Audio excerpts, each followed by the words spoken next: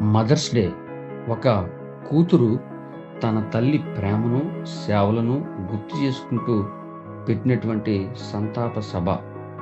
అన్నా జార్విస్ అనేటువంటి ఒక యువతి తన తల్లి సమాజం పట్ల చేస్తున్న సేవలు, చూపిస్తున్న ప్రేమను తలంచుకుంటూ జ్ఞాపకం చేసుకున్న రోజు.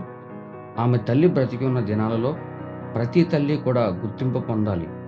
ఆమె ప్రేమను జ్ఞాపకం చేసుకోవాలని మాట్లాడుతూ ఉండేది. ఆమె మరణించిన తర్వాత 1908వ సంవత్సరంలో ఆమె తల్లి సేవలను జ్ఞాపకం చేసుకుంటూ పెట్టిన సంతాప సభ.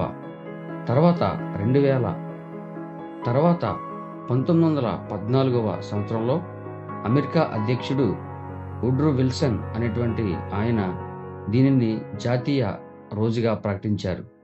1990వ సంవత్సరం తర్వాత మీడియా, చర్చెస్, స్కూల్స్ ప్రభావం వలన దేశాలన్నీ కూడా ఇవి ప్రారంభించడం మొదలుపెట్టాయి.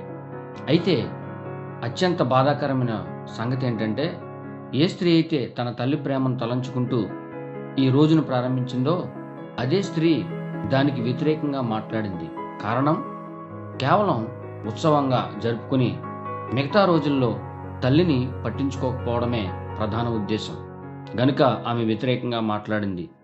తల్లి ప్రేమను కొనియాడడం ప్రతిరోజు, ఈ ఒక్కరోజు మాత్రమే కాదు. అయితే పుట్టినరోజు ఎలాగైతే జరుపుకుంటామో అలాగే మదర్ కంటూ ఒక ప్రత్యేకమైన రోజు ఉందని గుర్తు చేసుకుని ఆమె సేవలను, ఆ ప్రేమను, ఆమె త్యాగాన్ని కొనియాడాలని పెట్టిన రోజు. కాబట్టి మదర్స్ డే చేద్దాం.